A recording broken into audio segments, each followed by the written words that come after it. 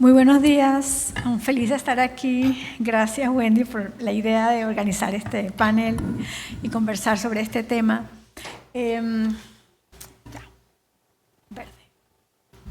Bueno, quisiera empezar contando de dónde surge esto, ¿no? Porque todavía no hay un museo en Coiba. Entonces se nos acercó el grupo Suma, que había ganado la licitación de Mi Ambiente para hacer un museo, para hacer los diseños arquitectónicos para un museo en Coiba, y también la curaduría, museografía, guión para este museo. Entonces ellos son arquitectos y nos llamaron a nosotros en el CIJAC-IP para que nos encargáramos de la curaduría, de la investigación, hasta el final con un guión museográfico. Ya están todos los paneles muy bonitos y diseñados, esperando que un día estén ahí puestos. Bueno, y quiero empezar esta primera diapositiva realmente para enfatizar y agradecer a todos los que formaron parte de este equipo. Aquí nada más estamos Wendy y yo, pero fuimos muchísimos más, ¿no? Estuvo pues un equipo de investigación con historiadores del CIJAC, como Patricia del CID, quien realmente llevó a cabo la mayor parte de la investigación. Cuando escribimos el informe también nos ayudó Flavio Méndez. También contratamos a Ana Benjamín, otra historiadora, quien hizo todas las entrevistas a los exprisioneros. Wendy se encargó de la última parte del siglo XX con los archivos de la prensa. Después juntas compartimos la curaduría y Wendy escribió el guión final. Entonces realmente fue un trabajo de muchos y aquí nosotras vamos a contar nuestras experiencias y hablando por todos, ¿no? Si yo hablo no es que fui yo, sino que estamos conversando de todo este proceso. Y aquí pues mencionar esto rápidamente. Los retos de la investigación sobre el penal de Coiba, sobre este tema, hay unos que son comunes a los procesos a veces en Panamá, que no hay tiempo. Nos dicen, este tema es súper complicado, en un mes me haces la investigación, por favor. Y uno pega un brinco. Yo pegué varios y dije, por favor, dame 5 meses. Gracias a Dios me los dieron y pudimos hacer un trabajo más concienzudo, ¿no? También, gracias a Esther Bierba, un historiador que hizo un libro fabuloso sobre el penal de Coiba, que muy generosamente nos facilitó muchos de sus archivos y nos permitió avanzar más rápido en ese tema, ¿no? Otros retos de la investigación tienen que ver con la naturaleza de los archivos. Por ejemplo, muchísima documentación sobre principios de siglo, sobre la época de Porras, la fundación del penal de Coiba. Muchos menos archivos sobre los años siguientes y las décadas siguientes. ¿Cómo compensar por eso? Otro problema de la investigación, ¿qué había pasado antes en la isla de Coiba, antes del penal? Y aquí eso no se nota muy bien, pero lo que ven ahí es una foto de una servilleta o un papelito, no es una servilleta realmente, que quedó metido en los archivos de principios de siglo de alguien que hizo en un croquis y puso los pueblos que existían en Coiba antes de la edad de población. Los que conocen mi trabajo saben que yo con eso de los pueblos que desaparecen tengo algo. Entonces, y es lo único que tenemos. El único mapa que tenemos que realmente muestra dónde estaban todos los poblados de Coiba antes de la investigación. Entonces, muchísima menos información sobre lo que había antes. En términos de población precolombina, gracias a Dios, ya habían investigaciones arqueológicas que ya habían sucedido gracias a Ilian Izaza de Coiba IP.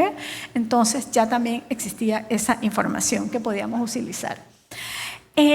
Después estaba el otro problema de investigación. Los documentos de archivo son los documentos del Estado. De la perspectiva del Estado, de la perspectiva de los que organizaban y llevaban la prisión y los prisioneros. ¿Qué? ¿Cuál es la perspectiva de ellos? ¿Cómo lo vivieron? Ahí fue muy importante entonces el trabajo de las entrevistas de historia oral. Y allí nuevamente, ¿quién está dispuesto a hablar? Fue muchísimo más fácil conseguir los testimonios de prisioneros políticos que de prisioneros comunes, pero pudimos obtener uno que al final hablaba tan bien y con tanta vivacidad que acabó siendo el más citado en el guión final. Pero esos fueron algunos de los problemas y no tenemos tiempo de avanzar que tuvimos en la investigación. Los otros retos que tuvimos son, bueno, el guión curatorial.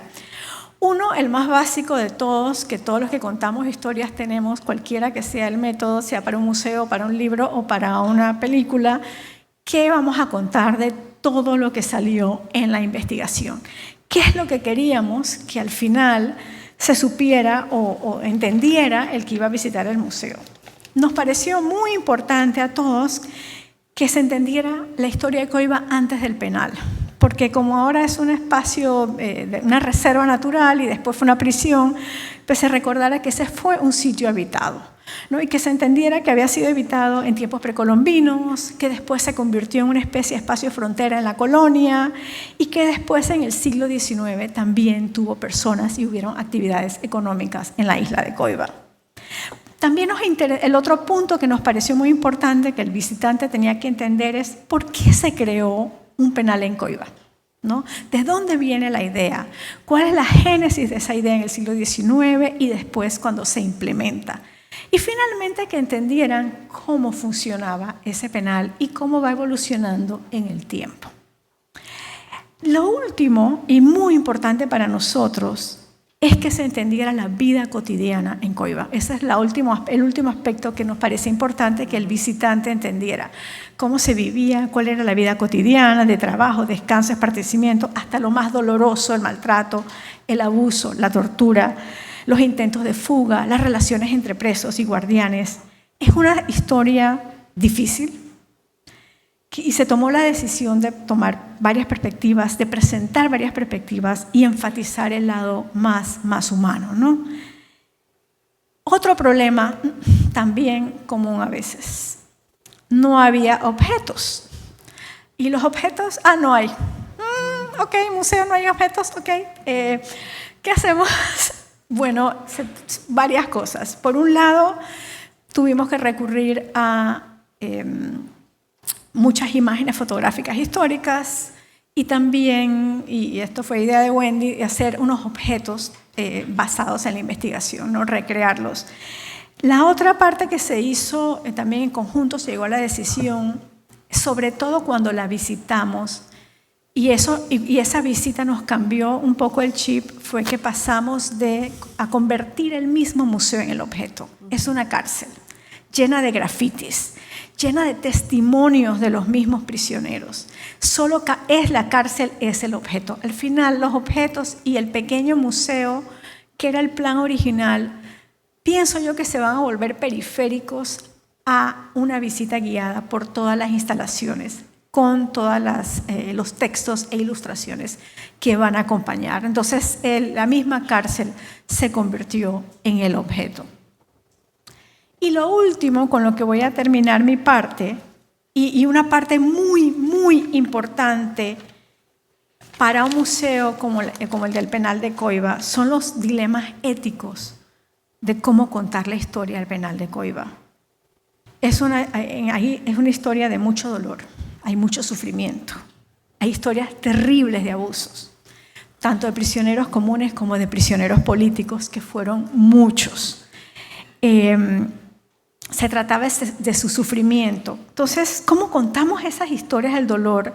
Y es un problema que también se da en otros museos que cuentan historias difíciles.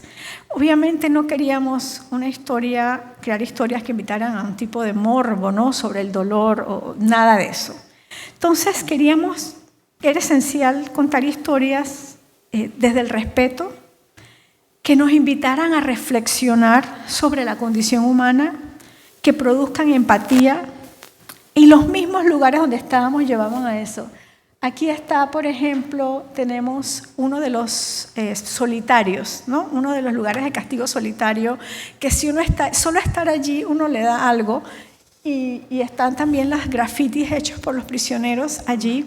Aquí tenemos uno de los prisioneros políticos, miembro del Partido del Pueblo, que fue encarcelado después del golpe militar del 68, por comunista, y tenemos cómo contamos esta historia, donde está este lugar que está al lado de una quebrada, suena el agua, está la naturaleza. Dijimos, bueno, esto puede ser un espacio para sentarse, pensar y reflexionar sobre la condición humana, ¿no? Entonces, sí contar esas historias terribles de abusos que salen en los testimonios, porque salen, desde la llegada a la isla y los golpes que recibían, la bienvenida que se les daba y tenía un nombre, y ahora se me escapa, hasta estos castigos. Y no dar ninguna conclusión, no estamos dando, contamos el testimonio, invitamos a la reflexión y a pensar, porque no tenemos solución a esto.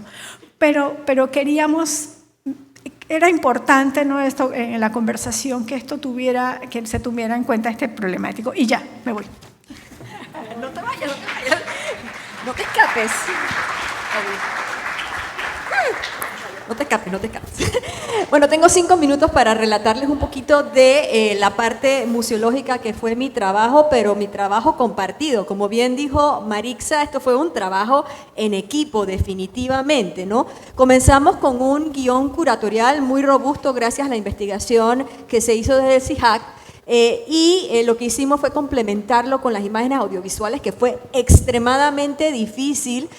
Tuvimos que consultar tanto archivos locales como internacionales, pero obviamente lo más difícil fue la documentación en los años de la dictadura militar, porque imagínense, allá nadie tenía una camarita tomándole fotos a la gente y diciendo chis, ¿no?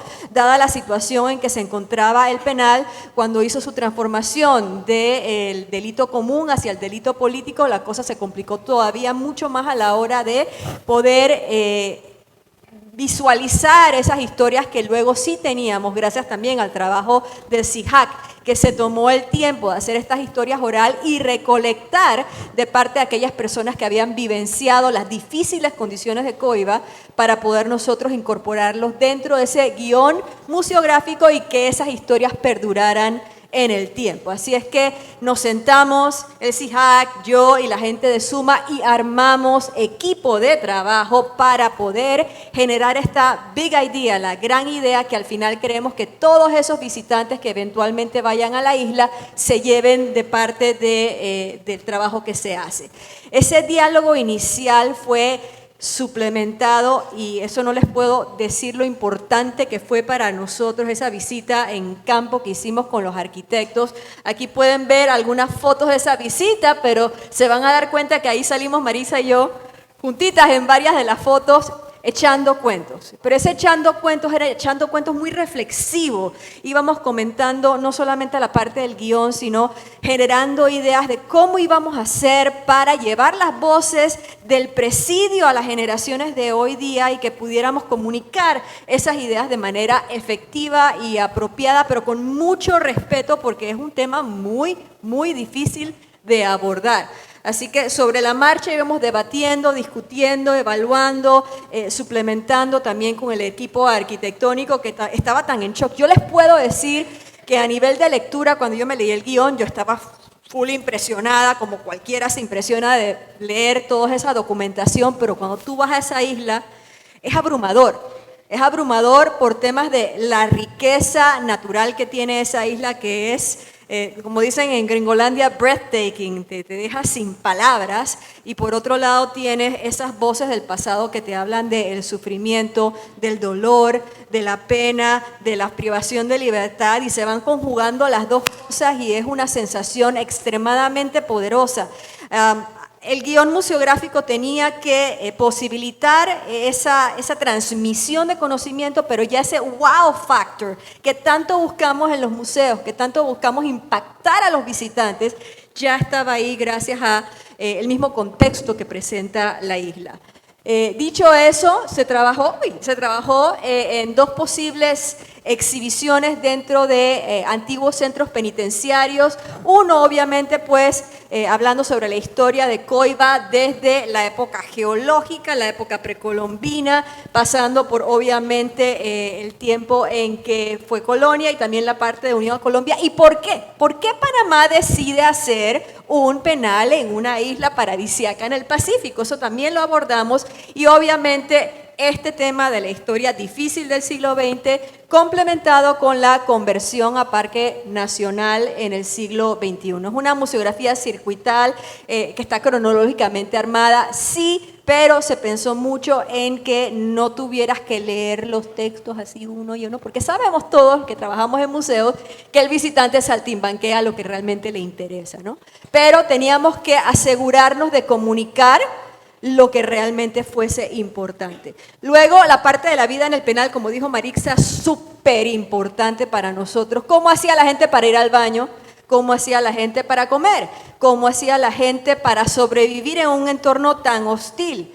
Las relaciones entre prisioneros, cómo se trataban de escapar de la isla y en algunos casos ser comidos por los tiburones, porque pasó. Todo eso estaba también no solamente desarrollado a nivel textual, sino buscar imágenes que pudieran complementar esto de manera muy respetuosa. Y finalmente la parte circuital, que fue realmente cuando fuimos de visita lo que nos abrió los ojos, que esto es lo que es. Porque caminar la isla y a la vez que vas caminando, vas interpretando y vas conociendo cómo vivían esas personas, resultó ser un tesoro a la hora de trabajar esa museografía. Incluyentes museológicos muy importantes, pues la sugerencia de imágenes al equipo arquitectónico que al final del camino tomaba las decisiones de qué imágenes usar. Algunas obviamente eran gratis y pues fácil, ¿no? Pero otras iban a tener costo y ellos tenían que ver en base a sus presupuestos si se podían incorporar o no. Los mínimos y máximos de palabras, porque cuando iniciamos el proyecto, antes de empezar esta colaboración en equipo, era, aquí están los muebles que vamos a usar. Y yo dije, no, vamos a primero tener una conversación, vamos a ver lo que tenemos en la isla y en base a eso, entre todos colaborativamente, vamos a establecer posibilidades museográficas que se puedan aprovechar y utilizar en el entorno. La incorporación de los voz de los prisioneros, que también fue vital. Y el tema del uso de preguntas interpretativas. No sabemos a esta altura de la vida si la isla va a tener mediadores, no lo sabemos, así que teníamos que buscar la posibilidad de crear no solamente ambientes propicios para la reflexión y el diálogo, sino también incorporar lo que llamamos trigger questions, preguntas que pudieran potenciar esas posibilidades de diálogo entre los visitantes locales e internacionales que se espera que eventualmente reciba el museo.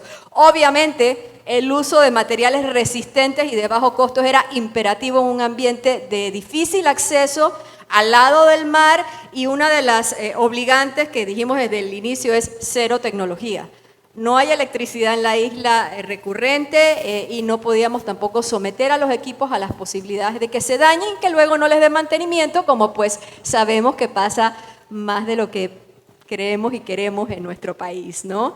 También queríamos incorporar elementos de interacción que fueran respetuosos de la situación que estábamos tratando de narrar, sin falsos históricos y sin intervenciones que fueran realmente intrusivas o invasivas.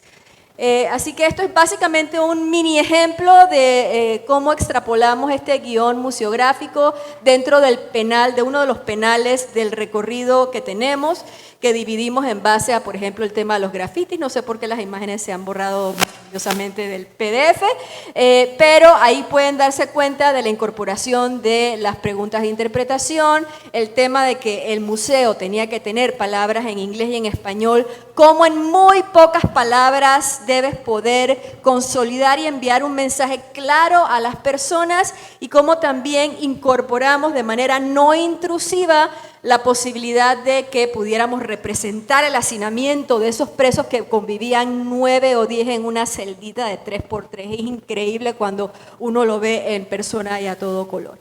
El estado del proyecto, porque sé que esa es la pregunta clásica. ¿Dónde está el proyecto? Ya terminamos. Maravilloso. El proyecto está detenido. El proyecto está, como decimos en buen panameño, engavetado en algún lugar del Ministerio de Ambiente, y contamos con esta oportunidad de relatarles un poquito de lo que se hizo, porque realmente sabemos que el gobierno tiene dificultades de chen-chen en estos momentos. Estamos claros de eso, pero hay elementos dentro de la museografía que obviamente tienen más costo, hay elementos que son de más bajo costo. Por ejemplo, establecer el circuito interpretativo temático en la isla, no te digo que va a costar 2 centavos, pero tampoco va a costar miles de dólares. Y podemos comenzar con eso para arrancar y poder generar ya este espacio museológico tan necesario en nuestro país, porque representa, al final de este camino que que caminamos, pues Marixa, yo y el equipo de trabajo junto con Suma, la posibilidad de contar con una intervención museológica sostenible y responsable con ese entorno. En un ambiente cargado de dolor, cargado de memoria histórica, pero que Panamá necesita para poder llevar esa historia pasada hacia el futuro y hacia las nuevas generaciones. La isla fomenta la reflexión crítica, como les acabo de comentar, frente a temas como derechos humanos, que acabamos de hablar bastante de ese tema, como el tema de la justicia, el tema de la memoria, la conservación en base a que se valora el entorno con la importancia que tiene tanto al local como internacionalmente y es altamente replicable porque la museografía y la curaduría que se armaron en colaboración con el equipo arquitectónico establece un precedente, y eso es una promesa mía, que puede servir de referente para posibles museos que se desarrollen en Latinoamérica, que estén en contextos latinoamericanos cargados de difíciles historias como esta que se necesita contar en nuestro país. Muchas gracias. Gracias. Ahora iniciamos el periodo de preguntas. 2 preguntas para esta ronda. Aquí hay una mano levantada. Tenemos la primera. No se muevan, sí. Ya tenemos las 2 preguntas. Carlos y la señora Marixa. Hola, buenos días. Dado que no hay colección en este museo, sino que el propio sitio es el objeto de observación, ¿cómo planteáis la conservación de algo que no es fácilmente clasificable como arqueología? Sí, bueno, la colección arqueológica no está allí y no va a estar allí, van a haber imágenes. El tema de conservación allí es de los mismos edificios y el grupo Suma, que nos contrató arquitectos restauradores como parte del equipo. Pero eso no fue lo que manejamos nosotros, entonces por eso no lo mencionamos, pero sí está contemplado como parte del proyecto, hasta donde entiendo. Buenas. Mi pregunta es porque sé que la doctora Marixa se interesa mucho en los pueblos que se han quedado en el olvido. Entonces, mi pregunta es, esa isla en la época precolombina era una isla que estaba vacía y no había pueblos, no había gente. ¿Por qué escogieron esa isla para hacer un penal? No había nadie allí. ¿Cómo fue esa escogencia? No había gente. Y si había gente, ¿dónde fueron a dar esa gente? Sí estaba habitada en tiempos precolombinos, ¿no? Y han hecho los arqueólogos, que no somos nosotros, Ilian Izaza sobre todo, ha hecho muchos estudios arqueológicos sobre la población que vivía allí en una isla, la isla más grande de Panamá. Por eso queremos empezar la historia con ellos, ¿no? Y con una relación muy profunda con el mar, ¿no? Que tienen esos habitantes. Porque, bueno, es toda una historia que no tenemos tiempo aquí de hablar pero en el siglo XIX se populariza la idea de los penales, las colonias penales, de mandar a los prisioneros lejos en una isla donde supuestamente iban a ser reformados. Después se fueron cerrando todas también en el siglo XX y XXI. Y Panamá es parte de ese proceso, y la isla de Coiba fue parte de ese proceso. Se despobló, se tuvo que despoblar, había actividades económicas del siglo XIX, habían aserraderos, se exportaban materiales también hacia Chiriquí y Veraguas, y habían algunos poblados, no muchos, pero habían. ¿Dónde fueron ellos? No tuvimos tiempo de investigar eso, no sabemos. Es un milagro que sepamos los nombres de los poblados porque solo había un croquis que los tenía y allí apareció. Entonces, y se toma esa decisión que es parte de la época de reformar a los prisioneros a través de volverlos colonos, un poco como lo que hizo Inglaterra en Australia, ¿no? En pequeño, eso es lo que Porras quería hacer en Panamá, con la isla de Coiba, nuestra Australia.